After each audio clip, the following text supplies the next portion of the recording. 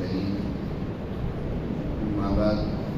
فأعوذ بالله من الشيطان الرجيم. بسم الله الرحمن الرحيم.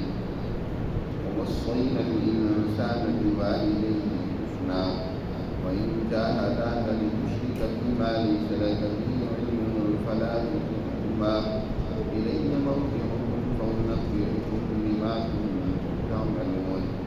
والذين آمنوا وعملوا الصالحات لندخلنهم في الصالحين ومن الناس من يقول آمنا بالله فإذا أوذي في الله جعل فتنة الناس كعذاب الله ولئن جاء نصر من ربك ليقولن إنا كنا معكم أوليس الله بأعلم بما في صدور العالمين وليعلمن الله الذين آمنوا وليعلمن المنافقين. وقال الذين كفروا للذين آمنوا اتبعوا سبيلنا ولنحمل خطاياكم وما هم بحاملين من خطاياهم من شيء إنهم لكاذبون وليحملن أثقالهم وأثقالهم مع أثقالهم وليسألن يوم القيامة عما كانوا يفترون. صدق الله العظيم.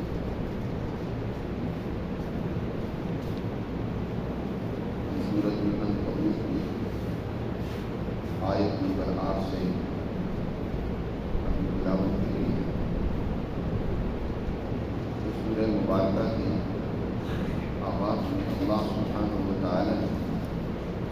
دو باتوں کو واضح طور پر بیان کیا ہے. پہلی بات تو یہ ہے کہ مسلمان ہونے کا مطلب قطعاً یہ نہیں ہے کہ تمہارے لیے دنیا میں اللہ سبحانہ و تعالی نعمتوں کے ہی دروازے کھول دے گا. اس دنیا کو حسنہ بنانے کے لیے، اس دنیا کو انسانیت کے لیے نعمت بنانے کے لیے تمہیں کو مشکلات، پریشانیوں اور تکلیفوں سے گزرنا پڑے گا. ایمان لے آنے کا مطلب یہ نہیں ہے کہ تمہارے لیے حلوے مانڈے اور طرح طرح کی نعمتیں ان سے دسترخوان دی جائیں گے. ایمان لانے کا مطلب کو اپنے آپ کو ہر طرح کی قربانی کے لیے پیش کرنا، ہر طرح کی ترتیب کے لیے ہمہ وقت اپنے آپ کو تیار کرنا. جو مسلمان ہو اور وہ یہ سمجھے کہ اسے کوئی تکلیف اور اذیت نہ پہنچے، وہ در حقیقت اپنے اسلام اور ایمان میں سچا نہیں ہے. اسی وجہ سے نبی کریم صلی اللہ علیہ وسلم نے مسلمان جماعت کے لیے فرمایا الدنیا سجن المؤمن وجنت الکافر. یہ دنیا مومن کے لیے تو بمنزلہ قید خانہ ہے. جیسے قیدی قید خانہ کے اندر بہت ساری چیزوں کا پابند ہوتا ہے، مشقت اٹھاتا ہے، آزادی سے وہ نہیں رہ سکتا. اسی طرح ایک مومن آدمی، اس کے لیے دنیا کے اندر اللہ کے احکامات کی تعمیل، اپنی خواہشات چھوڑنی پڑتی ہیں، اپنا مال قربان کرنا پڑتا ہے، کہیں کو اپنی جان دینی پڑتی ہے. اور کافر کے لیے دنیا جنت ہے. مومن کی جو وجود اور کاوش سے ایک یہ کہ یہ دنیا اس کے لیے امن، خوشحالی اور عدل کا مرکز بن جاتی ہے، اور دوسرا اس کے لیے کوئی پابندی اور رکاوٹیں نہیں ہوتی جو ایک مسلمان کے لیے ہوتی. پہلی تو یہ بات سمجھائی ہے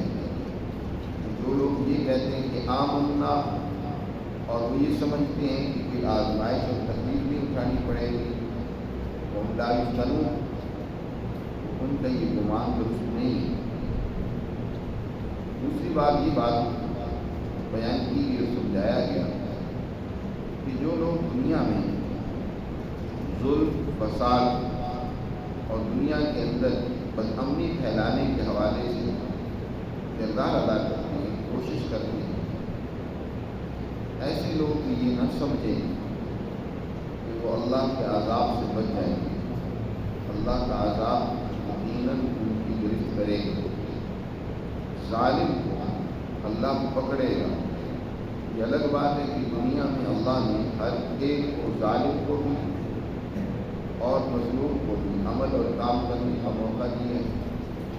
فوراً دنیا میں اللہ گرفت نہیں کرتا، بہت ساروں کی تو اللہ دنیا میں بھی گرفت کر لیتا ہے، لیکن کہیں ایک کو اپنی مصلحت کے تحت وہ موقع دیتا ہے، لیکن وہ یہ نہ سمجھ بیٹھے اب ان کی گرفت نہیں ہونے والی، ان کی گرفت بھی لازمی ہوگی۔ اس پر اللہ نے پہلے جو بات بیان کی ہے اس کے لیے دو واقعات بیان کیے ہیں۔ حضرت نوح علیہ السلام اور حضرت ابراہیم علیہ السلام کا، اور جو دوسری بات بیان کی ہے کہ ظالموں کو اللہ ضرور سزا دے گا، اس پر اللہ نے یہاں پر 5 واقعات ذکر کیے اور ان واقعات کے ذریعے سے گویا اپنے دعووں کو مدلل کی ہے۔ اور ایک بات اور یہاں جو آج ہم نے درس میں پڑھی ہے، یہ بیان کی ہے کہ مسلمان جب ایمان یا اسلام قبول کر لیتا ہے، اس کے بعد بڑی سے بڑی کوئی رکاوٹ اس کے راستے میں آ جائے، بڑی سے بڑی کوئی طاقت و قوت اسے اس اسلام سے پھیرنا چاہے، وہ اس کو نہیں، اسلام اور ایمان سے کمپرومائز نہیں کرتا۔ قرآن میں دوسری جگہ پر فرمایا ان کی جو محبت کے رشتے ہوتے ہیں، اب سب سے زیادہ محبت انسان کو اپنے ماں باپ سے ہوتی ہے، پھر اولاد سے ہوتی ہے، بیوی بچوں سے، اور دیگر اقربا اور رشتے داروں سے۔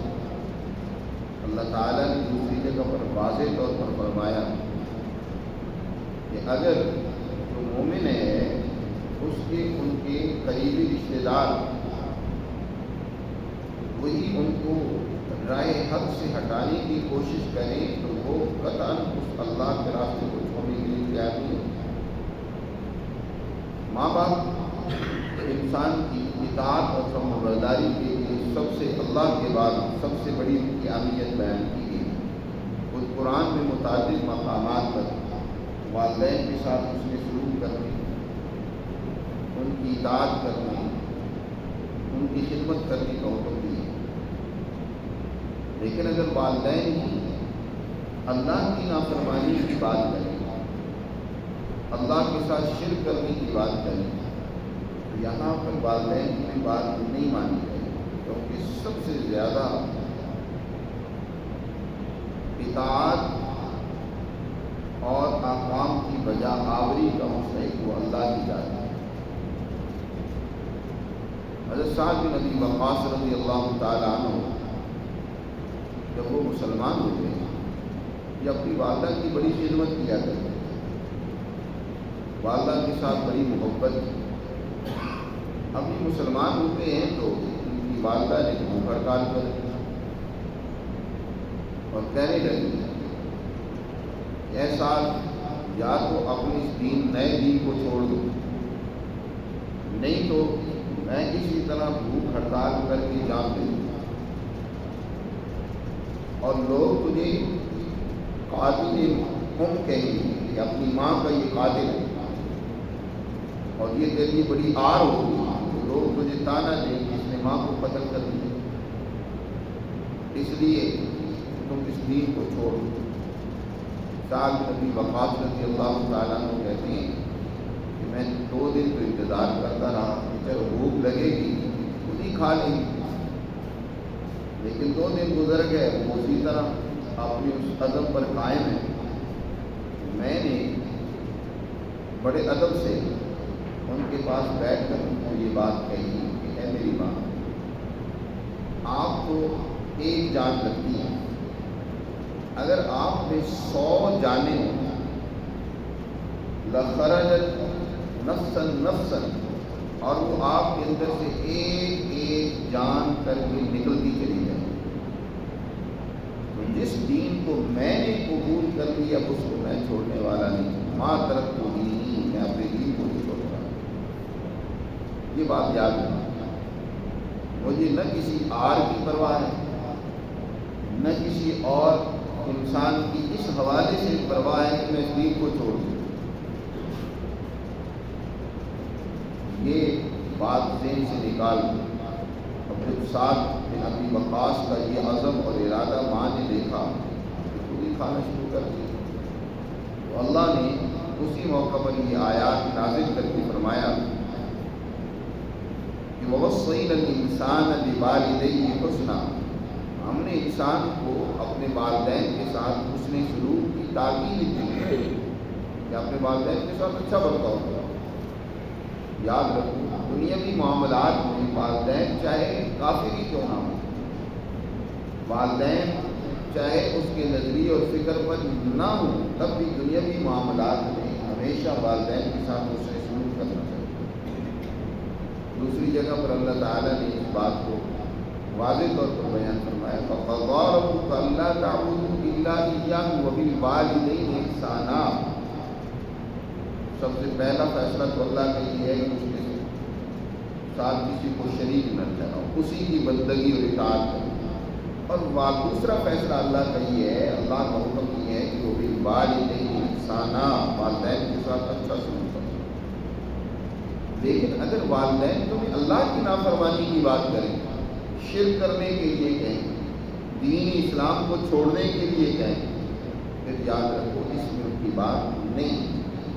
بلکہ مخلوق میں سے کوئی کیوں نہ ہو، بادشاہ وقت ہو، کوئی اور کتنا کوئی عزیز اور پیارا، اس کو دین اسلام کے چھوڑنے کے لیے ہے، اللہ کے کسی حکم کی نافرمانی کے لیے ہے۔ لا طاعۃ لمخلوق فی معصیۃ الخالق، جہاں خالق کی نافرمانی ہوتی ہو وہاں مخلوق میں سے کسی کی بھی اطاعت نہیں کی جائے گی۔ مخلوق کی اطاعت وہاں ہوگی جہاں خالق کی نافرمانی نہیں ہے، وہاں ان کی خدمت کریں، ان کی اطاعت کریں، ان کی بات مانیں۔ فرمایا وَإِن جَاهَدَاكَ لِتُشْرِكَ بِي مَا لَيْسَ لَكَ بِهِ عِلْمٌ فَلَا تُطِعْهُمَا، اگر تجھے مجبور کریں، تیرے والدین تجھے مجبور کریں تاکہ تم میرے ساتھ ان چیزوں کو شریک ٹھہرائے جن کا تجھے علم ہی نہیں ہے، یعنی تیرا علم، تیرا دین وہ ان کا انکار کرتا ہے کہ اللہ کا کوئی شریک نہیں ہے، اللہ کی ذات وحدہ لا شریک ہے، وہ اکیلی اور یکتا ہے، اس کائنات کی مالک، اس کی خالق، اس کی مدبر وہی ذات ہے۔ فلا تطعهما، اس صورت میں والدین کی اطاعت اور فرمانبرداری نہیں ہوگی اگر وہ تمہیں شرک کے لیے، گناہ کے لیے کہتے ہیں، غلط کام کے لیے کہتے ہیں، تو نہیں بات مانی جائے۔ یاد رکھو الیہ مرجعکم، تم نے آخر کار میری طرف ہی لوٹ کر آنا ہے، فأنبئکم بما کنتم تعملون، جو تم کام اور عمل کرتے ہو اس کے بارے میں تمہیں بتاؤں گا، کیا کیا تم نے اعمال کیے، کون کون سے تمہارے کرتوت تھے، یہ تمہیں ہم بتائیں گے۔ والذین آمنوا وعملوا الصالحات، جن لوگوں نے اپنے ایمان اور عمل کو درست کیا، جو لوگ ایمان لائے اور انہوں نے اس ایمان کے مطابق صحیح اور اچھے اعمال کیے، لندخلنہم فی الصالحین، یقیناً ہم انہیں صالح لوگوں میں، نیک لوگوں میں داخل کریں گے۔ ومن الناس من يقول آمنا بالله فإذا أوذي في الله جعل فتنة الناس كعذاب الله، کچھ لوگ وہ ہوتے ہیں جو چاہتے ہیں کہ ہم کسی تحریک میں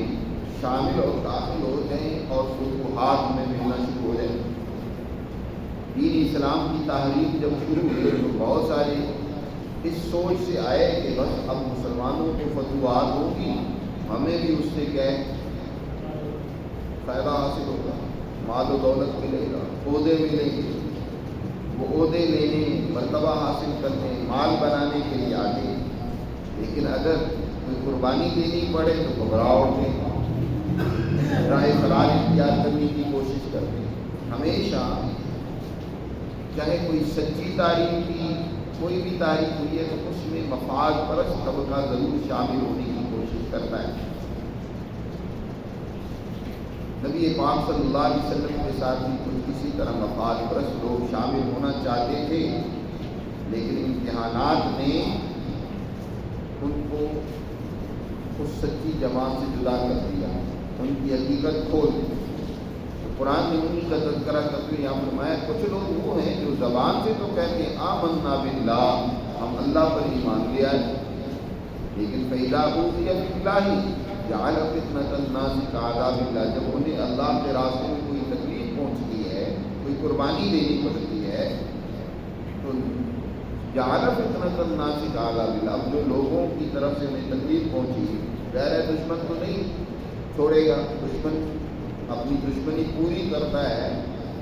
تو اسلام کا دشمن ہے، نبی صلی اللہ علیہ وسلم کا دشمن ہے، تو وہ ضرور اپنی دشمنی کا اظہار کرتا ہے، تکلیف پہنچاتا ہے، تو ان کی تکلیفوں کو یوں سمجھتے ہیں جیسے اللہ کا عذاب ہے۔ جعل فتنة الناس كعذاب اللہ، لوگوں کی فتنے اور آزمائش کو اللہ کے عذاب کی طرح سمجھتے ہیں۔ بھائی اللہ کا عذاب تو بڑا سخت ہے، تم اب اس سے گھبرا کر دین سے نکلنا چاہتے ہو، تمہیں معلوم نہیں کہ اللہ کی جو گرفت اور عذاب آخرت میں تمہیں ملے گا اس جیسا لا يعذب عذاب احد، اللہ کے عذاب جیسا کسی کا عذاب اور سزا نہیں ہو سکتی۔ یاد رکھو، جب اللہ کی گرفت ہوگی وہ تو بڑی سخت ہوگی۔ یہ دنیا کی تکلیف کو تم نے اس کو بڑا سمجھ لیا اور گھبرا گئے، لیکن وَلَئِن جَاءَ نَصْرٌ مِّن رَّبِّكَ، اے پیغمبر اگر آپ کو اپنے رب کی طرف سے کوئی مدد ملے، کوئی فتوحات حاصل ہو، کسی موقع پر کامیابی ملے، تو یہی مفاد پرست طبقہ آ کر کیا کہتا ہے اِنَّا كُنَّا مَعَكُمْ، دیکھو بھائی ہم بھی تو تمہارے ساتھ ہیں، ہم بھی تو مومن ہیں۔ مفاد لینے کے لیے، مال لینے کے لیے، کوئی عہدہ اس کا موقع ہو تو اس کو حاصل کرنے کے لیے پیش ہو۔ أَوَلَيْسَ اللَّهُ بِأَعْلَمَ بِمَا فِي صُدُورِ الْعَالَمِينَ، کیا اللہ جو کچھ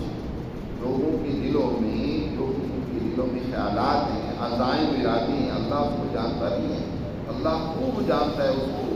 جو عالمین کے دلوں میں موجود ہے، لوگوں کے دلوں میں موجود ہے۔ وَلَيَعْلَمَنَّ اللَّهُ الَّذِينَ آمَنُوا وَلَيَعْلَمَنَّ الْمُنَافِقِينَ، البتہ یہ یقینی بات ہے کہ اللہ ان لوگوں کو جو سچے مومن ہیں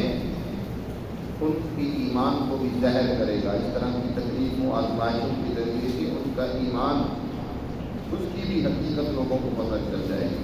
وَلَيَعْلَمَنَّ الْمُنَافِقِينَ، اور اللہ یہ بھی ظاہر کرنا چاہتا ہے جو منافق ہے، نام نہاد مسلمان ہے، محض مفاد کے لیے اسلام میں داخل ہے۔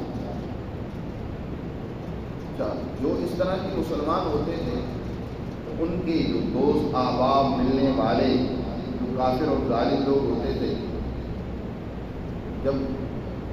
یہ ایمان لانا چاہتے، آخرت کی باتیں سنتے، اللہ کے رسول صلی اللہ علیہ وسلم یا صحابہ کی ہدایات و تعلیمات کو سنتے اور ان کے دل میں کچھ ڈر اور خوف پیدا ہوتا، وہ جو ان کے کافر دوست ہوتے وہ کہتے گھبرانے کی کیا ضرورت ہے، یہاں کی دنیا چند دن ہے، مزے کرو۔ اسلام قبول کرنے کا مطلب تو یہ ہے کہ تمہیں بہت ساری پابندیاں کرنی پڑتی ہیں، بہت ساری عیاشیاں چھوڑنی پڑتی ہیں، خواہشیں چھوڑنی پڑتی ہیں، تمہیں چھوڑو، دنیا کے مزے کرو۔ آخرت کس نے دیکھی؟ آخرت سے انکار کرتے ہیں۔ اچھا مان لیا اگر آخرت میں تمہیں کوئی عذاب ہونا بھی ہوا تو گھبراؤ نہیں، آخرت میں تمہارے عذاب ہم اٹھا لیں، آخرت کا عذاب تمہاری طرف سے ہم برداشت کر لیں، ہم جیت لیں۔ اللہ نے ان کی اس بات کو ذکر کیا، فرمایا وَقَالَ الَّذِينَ كَفَرُوا لِلَّذِينَ آمَنُوا، کہتے ہیں وہ لوگ جنہوں نے کفر کا راستہ اختیار کیا، ایمان والوں سے کہتے ہیں اتَّبِعُوا سَبِيلَنَا، جس راستے پر ہم چل رہے ہیں تم بھی اسی پر چلتے رہو، ہمارے راستے کی پیروی کرو، بَلْ نَحْمِلُ خَطَايَاكُمْ، تمہاری جو غلطیاں دنیا میں ہوں گی نا جس کو ہم اپنے اوپر اٹھا لیں، کل قیامت کے دن یہ بوجھ ہمارے اوپر لا دیں۔ اللہ تعالیٰ ارشاد فرماتے ہیں وَمَا هُمْ بِحَامِلِينَ مِنْ خَطَايَاهُمْ مِنْ شَيْءٍ، ان کی غلطیوں میں سے کچھ بھی نہیں اٹھانے والے یہ۔ کل قیامت کے دن ہر انسان دوسرے انسان سے راہ فراز اختیار کرے گا کہ کہیں آج مجھ سے یہ کسی نجات کی بات نہ کر لے، کسی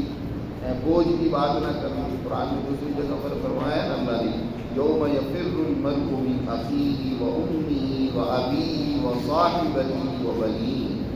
اس دن ایک انسان اپنی ماں سے بھاگے گا, اپنے بھائی سے بھاگے گا, اپنے اولاد سے, اپنی بیوی سے, سب سے راہ فرار اختیار کرے گا کہ نہیں آج مجھے یہ نہ کہنے کہ یار ہماری مدد کرو, ہماری سپورٹ کرو. ہر انسان اپنے نفسہ نفس میں ہوگا, ہر ایک انسان کو اپنی لگی ہوگی. تو ایسا نہیں ہونے والا کہ کل ان کی غلطیاں اور ان کا بوجھ اپنے اوپر ہی اٹھا لیں. انہوں لکاذبون, یہ جھوٹ بول رہے ہیں. یہ جو انہیں ایمان والوں کو ان کے ایمان سے روکنے کے لیے, ہٹانے کے لیے اس طرح کی باتیں کرتے ہیں کہ کوئی نہیں مزے کرو, ہمارے راستے پر چلو, ہم تمہارا بوجھ اٹھا لیں گے, ایسا نہیں ہوگا, بلکہ گناہوں کا بوجھ اٹھائیں گے. یہ وَلَيَحْمِلُنَّ أَثْقَالَهُمْ وَأَثْقَالًا مَعَ أَثْقَالِهِمْ, تکلیف کا بوجھ نہیں اٹھائیں گے, بلکہ ان کے اوپر ڈبل گناہ ہوگا. حضور نبی کریم صلی اللہ علیہ وسلم نے ارشاد فرمایا من سن سنۃ حسنۃ فلو اجرها واجر من عمل بها. جو انسان کوئی اچھا راستہ اختیار کرتا ہے, دوسرے کو بھی اس اچھے راستے کی دعوت دیتا ہے, فرمایا اس پر عمل کرنے کا, خود اس نے جو عمل کیا, اچھا راستہ اختیار کیا, اس کا اجر بھی, اور اس پر جتنے لوگ چلیں گے جن کو اس نے دعوت دی ہے ان کا اجر بھی اسے ملے گا, یہاں تک کہ ان کے اجر میں کوئی کمی نہیں کی جائے گی, ان کا بھی اجر اپنی جگہ ان کو ملے گا. اور ومن سن سنۃ سیئۃ, جو انسان کوئی برا راستہ اختیار کرتا ہے, لوگوں کو برائی کی دعوت دیتا ہے, گناہ کی دعوت دیتا ہے, تو فلہ وزرها ووزر من عمل بها, تو اس برائی کے راستے کو اختیار اور ایجاد کرنے کا گناہ اور بوجھ بھی اس پر ہوگا, اور قیامت تک جتنے لوگ اس راستے پر چلیں گے ان کا گناہ بھی اس کے ذمہ ہوگا. جیسے کہتے ہیں نا کہ قابیل آدم علیہ السلام کا وہ بیٹا جس نے سب سے پہلے انسانیت کا قتل کیا تھا, قیامت تک ہونے والے ہر قتل کا گناہ اور بوجھ اس پر بھی ہوتا ہے. جو قاتل ہے قیامت تک اس کا گناہ تو اس کو ملے گا ہی, لیکن اس کا گناہ قابیل کو بھی ملے گا. سب سے بڑا گویا کہ اللہ کے عذاب میں جو گرفتار ہوگا قاتلوں میں سے, وہ قابیل ہوگا کیونکہ اس نے ایک قتل کی بنیاد ہے. اسی کو اللہ نے ان الفاظ میں بیان فرمایا وَلَيَحْمِلُنَّ أَثْقَالَهُمْ وَأَثْقَالًا مَعَ أَثْقَالِهِمْ, ان کے بوجھ ان پر ہوں گے گناہ کے, اپنے بوجھوں کے ساتھ ان کے بوجھ بھی انہوں نے اٹھائے ہوئے. اس لیے یاد رکھو انسان کو بڑی محتاط زندگی گزارنی چاہیے. بعض اوقات انسان کوئی ایسی بات کہتا ہے, دوسرا انسان اس کو قبول کر کے اس پر عمل کرنا شروع کر دیتا ہے, غلط بات ہے. تو یاد رکھو غلط بات پر اگر دوسرے نے عمل کیا تو کل اس کی سزا بھی بھگتنی پڑے گی. وَلَيُسْأَلُنَّ يَوْمَ الْقِيَامَةِ عَمَّا كَانُوا يَفْتَرُونَ, اور یقیناً ان سے قیامت کے دن جو یہ اختراع پردازیاں کر رہی ہیں, جو جھوٹ بول رہی ہیں, اس کے بارے میں ان سے سوال کیا جائے گا, پوچھا جائے گا. وَلَيُسْأَلُنَّ يَوْمَ الْقِيَامَةِ عَمَّا كَانُوا يَفْتَرُونَ. تو ان آیات مبارکہ میں اللہ سبحانہ و تعالیٰ نے اس بات کو واضح کی ہے کہ جو دنیا میں ظلم اور فساد کی بنیاد رکھتے ہیں اور لوگوں کو اس فساد کی طرف دعوت دیتے ہیں, ان کو کئی ایک سزاؤں کا سامنا کرنا پڑے گا کل قیامت کے دن. اور اس کی آگے اللہ نے مثالیں بھی بیان فرمائی ہیں. اور سچے مسلمان کو اللہ نے یہ ہدایت دی ہے جو اپنی اس دین پر, نظریے اور فکر پر ثابت قدم رہے. اس کو اس راستے سے ہٹانے کے لیے بڑے بڑے جھکڑ آ سکتے ہیں, بہت پریشر ہو سکتا ہے گھر والوں کی طرف سے بھی, دوسروں کی طرف سے بھی, لیکن اس کے پائے استقلال میں تزلزل نہیں آنا چاہیے. پوری استقامت کے ساتھ اپنے دین پر قائم رہے تو یقیناً دنیا اور آخرت میں کامیابی اور نجات اس کے لیے. اللہ سمجھ